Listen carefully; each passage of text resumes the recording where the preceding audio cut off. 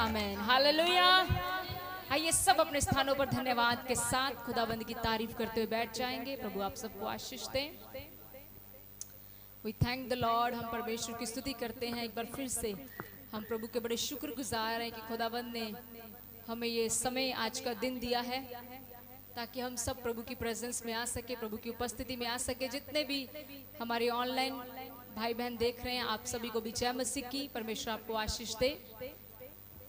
खुदाबंद आप सबको बड़ी ब्लेसिंग दे, बड़ी बरकत दे।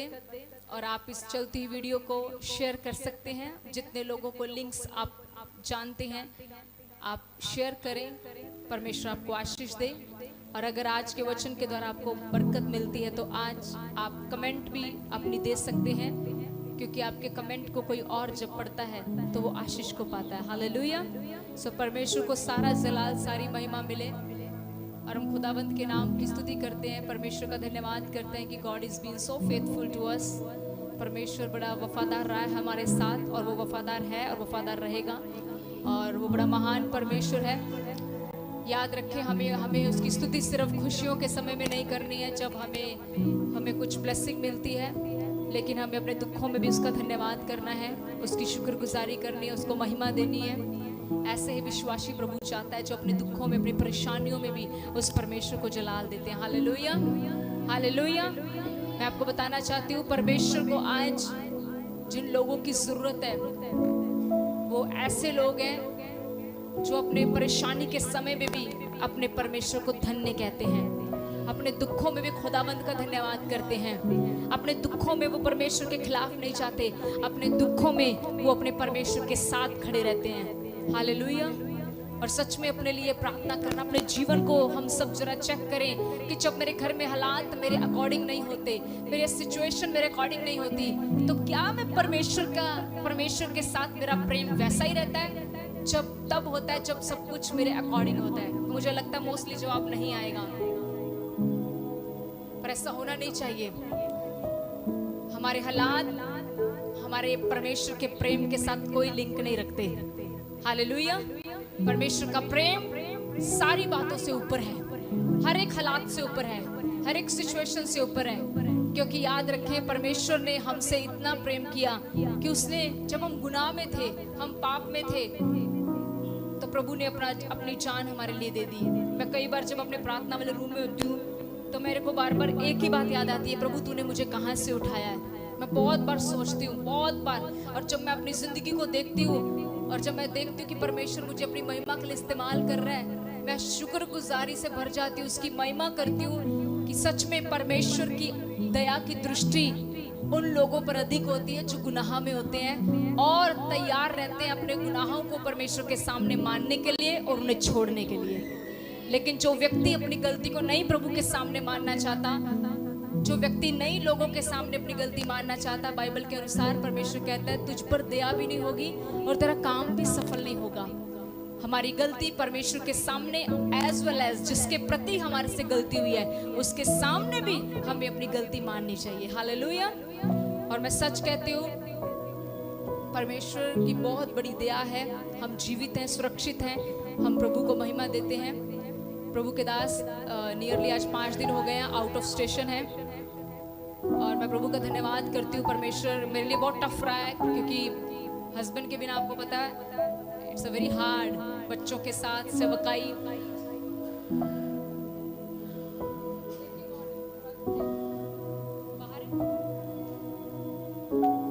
बच्चों के साथ पूरा फैमिली सब कुछ देखना। पर मैं आपको एक बात बताऊं, टू बी वेरी ऑनेस्ट, बड़ी ईमानदारी के साथ, मैंने इन दिनों में प्रभु के बहुत नजदीकी का समय बिताया है, क्योंकि मेरे पास और कोई काम ही नहीं था करने का। नो विजिट, क्योंकि मैं हस्बैंड के बिना विजिट पे नहीं जाती। नो विजिट, नथिंग, कहीं नहीं जाना। सबसे महान कार्य परमेश्वर की उपस्थिति में बैठना। वचन पढ़ो, प्रार्थना, वचन पढ़ो, प्रार्थना, वचन पढ़ो, प्रार्थना। प्रभु के करीब आओ, प्रभु की बातें सुनो। प्रभु ने इतनी बातें जाहिर की हैं, मैं आपको बता नहीं सकती। कई लोगों को तो मैंने फोन कर करके बताया है कि ऐसे परमेश्वर ने बताया, आगे से उन्होंने बताया कि ऐसा है।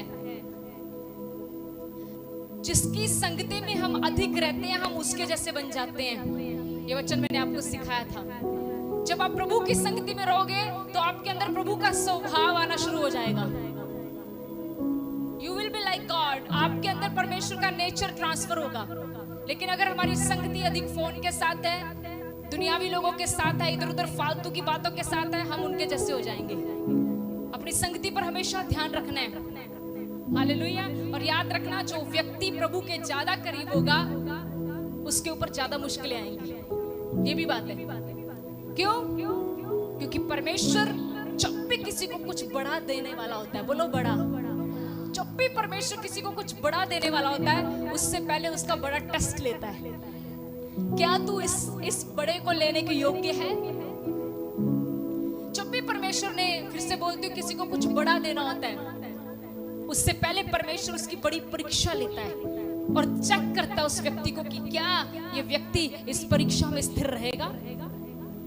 और अगर वो व्यक्ति उस मुश्किल में स्थिर रह गया, प्रभु के कलाम में स्थिर रह गया, प्रभु के वचन में स्थिर रह गया, प्रभु की हुजूरी में स्थिर रह गया, याद रखें उसका बेस्ट उससे कोई छीन नहीं सकता। हालेलुया। ये बहुत बड़े रहस्य की बात बता रही हूं मैं आपको, बहुत बड़ा रहस्य है इस बात के पीछे।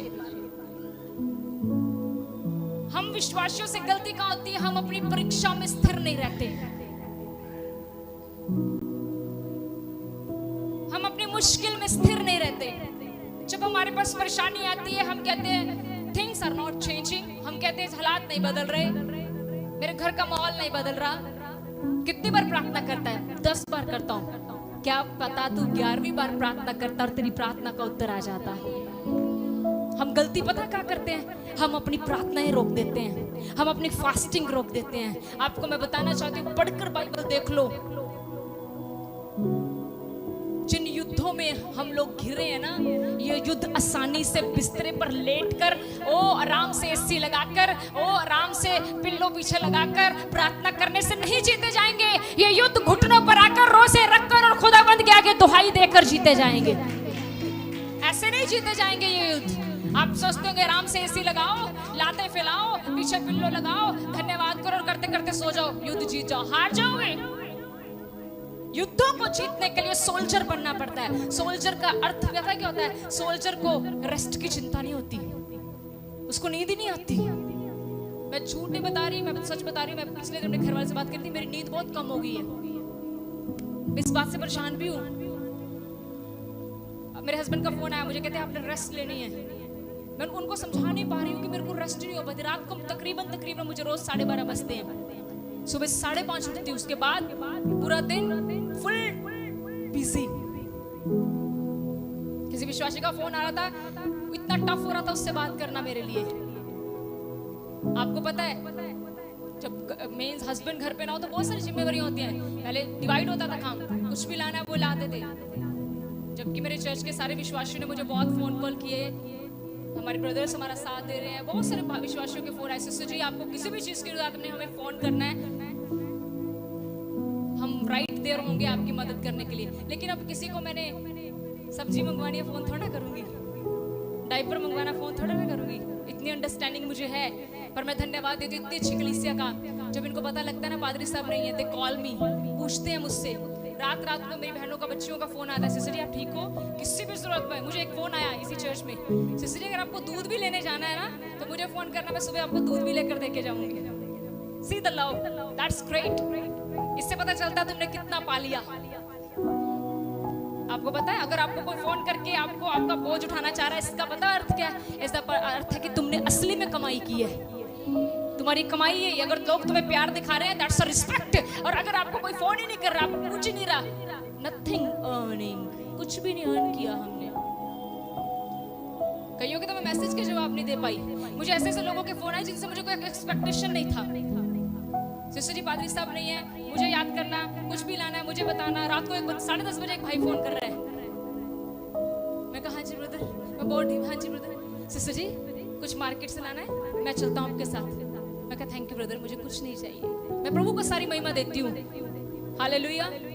इतनी अच्छी कलीसिया और इतने अच्छे भाई बहनों के लिए प्रभु को ताली बजा के प्रभु को महिमा दे। Thank you Jesus.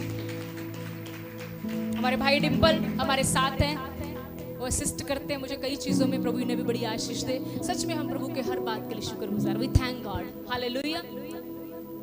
लेकिन एक बात याद रखना, मैं आज आपको एक बड़ी रहस्य की बात बताना चाहती हूँ। कुछ बड़ा पाना है ना प्रभु से, कुछ बड़ा। मैं छोटे की बात नहीं कर रही हूँ, क्योंकि छोटा मुझे प्रभु से चाहिए नहीं, मुझे प्रभु से बड़ा चाहिए। ये मेरी सोच है, आपकी सोच मुझे नहीं पता। हले भी तुसी थल्ले थल्ले रहना चाहते हो, but I want big from God. प्रभु से बिग चाहिए, प्रभु से बड़ा चाहिए। तो याद रखना, आपको जब मुश्किल आए तो उसमें स्थिर रहना।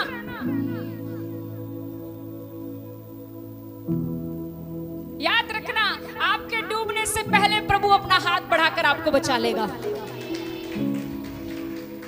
फिर से कहूं, याद रखिए, आपके डूबने से पहले प्रभु अपना हाथ बढ़ाकर आपको बचा लेगा।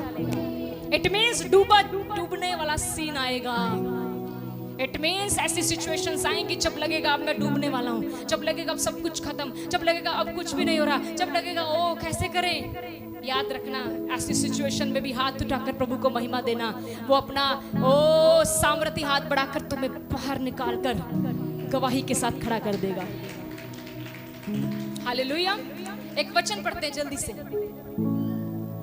पढ़ते ब्रदर। याकूब की पत्री, उसका एक मिनट, जस्ट वंस। याकूब की पत्री, उसका 1 अध्याय, उसकी 12वां नंबर आयत को पढ़ दीजिए। याकूब 1:12। धन्य है वह मनुष्य, हाँ जी, जो परीक्षा में स्थिर रहता है। Thank you brother. एक लाइन पढ़ेंगे, लिखा धन्य है वह पुरुष, स्त्री भी, ओके, लेडी भी। परमेश्वर के ये ना, हम लोगों में ये मुंडा कुड़ी, हम लोगों में भेदभाव है। परमेश्वर की नजर में कोई भेदभाव, हालेलुया। परमेश्वर की नजर में हम ही करते हैं बस मुंडा कुड़ी, मुंडा कुड़ी। परमेश्वर की नजर में हम उसकी संतान है, हालेलुया। तो प्रभु ने कहा धन्य है वो स्त्री, स्त्री स्त्री लगा ले, पुरुष पुरुष लगा ले। धन्य वह स्त्री, धन्य वह पुरुष जो अपनी परीक्षा में, सारे बोलो क्या रहता है परीक्षा में? स्थिर रहता है। परीक्षाएं आएंगी, परीक्षाएं। आपको पता है परीक्षा का अर्थ क्या है? क्या है? टेस्ट, जिससे आप डरते हो। कल टेस्ट हो ना बच्चों का स्कूल में, देखो ये बच्चे बैठे हैं तो टेंशन सारी रात लगी रहती है। Test test. एक बार की बात है, सोफिया आधी रात को उठी 2:30 बजे, इसके बाद आना ही है। मैंने मारा, मैंने कहा सो जा, ये क्या कर रही है? वो टेस्ट दे रही, टेस्ट। मैंने कई बार, मैं हैरान होती, मैं क्या कर रही, मैं सच बोल रही हूँ। मम्मा इसके बाद अभी ये आना, रुक जाओ आप, सोए सोए। मैंने कहा आगे हमारी नींद नहीं आती, आगे ये बच्चे उठा देते हैं 2:30 बजे। तो जब टेस्ट होता है ना, तो इंसान की नींदें उड़ी होती हैं। आप लोग आराम से एसीओ में सो रहे हो, कैसे सो सकते हो जब पता युद्ध लगा हुआ है? जब कोई विश्वासी ढीला हुआ, शैतान फाड़ के खा जाएगा। या तो आपके बच्चे, या आपका फाइनेंस, या आपकी हेल्थ, या आपकी स्पिरिचुअल लाइफ, या आपकी फैमिली लाइफ।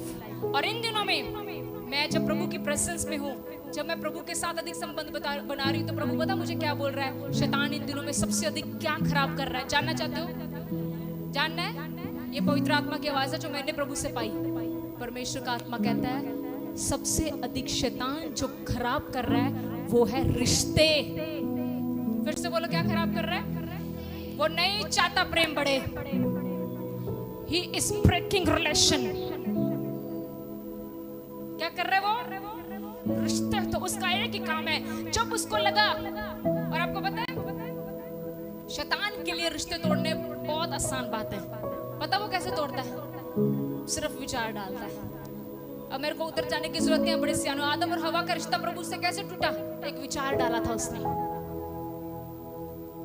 मैंने प्रभु से पूछा, मैंने कहा प्रभु इन दिनों में शैतान का टारगेट क्या है? प्रभु कहता शैतान का टारगेट रिश्ते खराब करना है। पति पत्नी का रिश्ता, बच्चों का माँ बाप के साथ रिश्ता।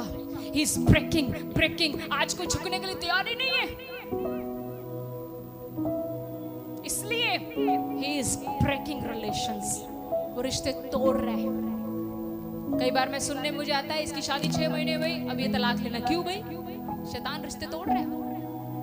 आपको बड़ा अलर्ट रहना है। आप नहीं आराम से सो सकते, प्लीज सिस्टर्स एंड ब्रदर्स। नहीं नहीं नहीं, ये समय मैंने आज सुबह प्रेयर टीम को कॉल किया दैट यू आर स्लीपिंग। क्या कर रहे हैं आप लोग? मुझे सारी प्रार्थना की रिपोर्ट मिली, मुझे बहुत दुख लगा कि चल क्या रहा है पर। And I am going to talk very serious on this. अगर आप सो गए तो शत्रु आएगा, पता नहीं वचन, शत्रु आएगा और वो क्या करेगा? बोलो, जंगली बीज बोएगा। वो जंगली बीज केवल मिनिस्ट्री में नहीं, वो जंगली बीज आपकी जिंदगियों में भी बोकर चला जाएगा। जहां पर उसको नींद नजर आती है, जहां पर उसको सुस्ती नजर आती है, वो बीज बोकर चला जाता है। और उसके लिए बहुत आसान है किसी का रिश्ता खुदावंद के साथ तोड़ना। पता है कैसे तोड़ता है वो? इंसान को प्रार्थना नहीं करने देता।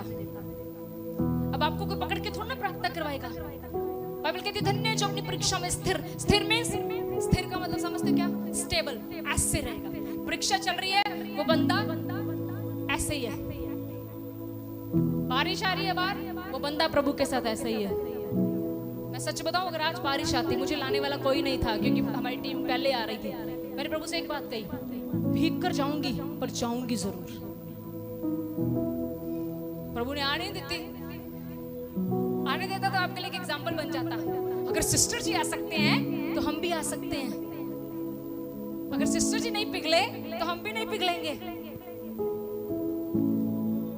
Same skin. हालेलुया। समझ रहे हैं आप? बाइबल कहती है धन्य वे लोग जो अपनी परीक्षा में, सब बोलो क्या रहते हैं परीक्षा में? अगर खुदावंद ने आपके ऊपर कोई जिम्मेवारी लगाई है तो आपको उस जिम्मेवारी में स्थिर रहना है। और मैं आपको एक बात बताऊं मैं आपको एक बात, ये मैं अपने एक्सपीरियंस से बता रही हूं। जब आप खुदावंद के साथ थोड़े में वफादार हो जाओगे, बोलो थोड़े में, बड़ा अपने आप मिल जाएगा। मेहनत नहीं करनी पड़ेगी। नो नो नो, क्या करना है? बोलो थोड़े में वफादार। कई बार प्रभु से बोलते प्रभु मुझे भी प्रभु मैनू भी मौका दो, मैनू भी कोई स्टेज टूज दे मौका दो, मुझे भी कोई इनवाइट करे। प्रभु पता क्या कहता है? प्रभु कहता है पहले तू अपने स्टेज के साथ वफादार हो, पहले तू यहाँ पर ऐसा प्रचार कर, पहले तू यहाँ पर ऐसा गा, मान तू लाखों में गा रहा है। कैसी तैयारी करके आएगा? कुछ भी गाएगा क्या? तेरा सुर कहीं, तेरा ताल कहीं, तेरा बाजा कहीं, तेरी सरगम कहीं, तेरी ताली कहीं जा रही है, ऐसे बजाएगा तो लोग कई बार तुझे कभी नहीं बुलाएंगे। जब भी तुझे कुछ प्रभु से बड़ा चाहिए, शुरुआत कहां से कर? धन्य है जो अपनी परीक्षा में। और मैं आपको बताऊं, आज एक व्यक्ति के लिए सबसे बड़ी परीक्षा क्या है? प्रार्थना करनी। टफ है ना? सच बताओ, आसान है प्रार्थना? बताओ जी, किसको आसान लगती है यहाँ पे प्रार्थना करनी? बताओ। तुम्हें कोई 50,000 सैलरी भी दे देगा तुमसे, तब भी प्रार्थना नहीं होगी, क्योंकि प्रार्थना बिना अनुग्रह के नहीं होती। मैं आपको एक बात बताऊं, संसार के सारे काम करने आसान है। लिसन, संसार के खुदावंद के चरणों में बैठना मुश्किल है। और ये आपको भी पता है। खुदा के चरणों में आधा घंटा बैठ जाए तो हम थक के टूट जाते हैं। पर आपको एक बात बताऊं, संसार के सारे काम तो आसानी से कर लेते हो, लेकिन हाथ कुछ भी नहीं लगता। खुदावंद के चरणों में चाहे मुश्किल से बैठ जाओ, आपके हाथ में बहुत कुछ लग जाएगा। हालेलुया। धन्य है जो अपनी परीक्षा में, आज यही है, अपनी परीक्षा में स्थिर रहो। जो भी खुदावंद ने जिम्मेवारी दी उस पर स्थिर रहो। अगर कोई परेशानी आ गई है उस पर स्थिर रहो। स्थिर किस में रहना है? प्रभु में। प्रभु में स्थिर रहना है। और मैं आपको बताती हूँ, रिजल्ट आपके सामने आएंगे। रिजल्ट आपके। और करना क्या है? हम कई बार कहते हैं उसको बरकत मिल गई, इसको बरकत मिल गई, उसको मिल गई, मुझे क्यों नहीं मिली? तू चेक कर अपने जीवन को। तू शरीर में तो स्थिर थी, लेकिन आत्मा में स्थिर नहीं थी। आत्मा में सोच रही है कौन सी चर्च जाऊं अब अगली, केड़े पास्टर नु फड़ा हूं, कौन किदे ना गल करिए। गॉड, परमेश्वर बोलो बाहर देखता है। कहां देखता है परमेश्वर? वो मैं बोलूंगी परमेश्वर दोनों ही देखता है। परमेश्वर अंदर बाहर दोनों देखता है। बाइबल कहती है धन्य है जो अपनी परीक्षा में स्थिर रहता है। आज शाम के समय परमेश्वर आपसे कह रहा है, शैतान की युक्तियों को समझो और अपनी परीक्षाओं में जब तुझे मुश्किल आए, जब तुझ पर परेशानी आए, बिल्कुल मत डर, बिल्कुल मत डगमगा, क्योंकि मैं यहोवा तेरा परमेश्वर हूँ, मैं तेरा सहायक हूँ, मैं तेरा मददगार हूँ, मैं तुझे सारी मुश्किलों से बाहर निकाल दूंगा। पर करना क्या है? बोलो स्थिर रहना है। क्या करना है? स्थिर रहना है। कोई परेशानी जा रही, स्थिर रहना है। मैंने स्थिर रहना है, मैंने नहीं हिलना। आगे क्या लिखा उसके बाद ब्रदर? क्योंकि वह खरा निकलकर, वो खरा निकलेगा, जीवन का वह मुकुट पाएगा जी, जिसकी प्रतिज्ञा प्रभु ने अपने प्रेम करने वालों से की है। बाइबल बताती है फिर वह व्यक्ति खरा निकलेगा। जो व्यक्ति अपनी परीक्षा में स्थिर रहता है उसके बाद वो क्या निकलता है? समझते हो खरा है मतलब? ना तो बाद जो तुसी नाते होने ते किद्दां दे निकलने ते जो रात ਨੂੰ ਸੁੱਤੇ ਉੱਠਦੇ ਹੋ उठने तो बाद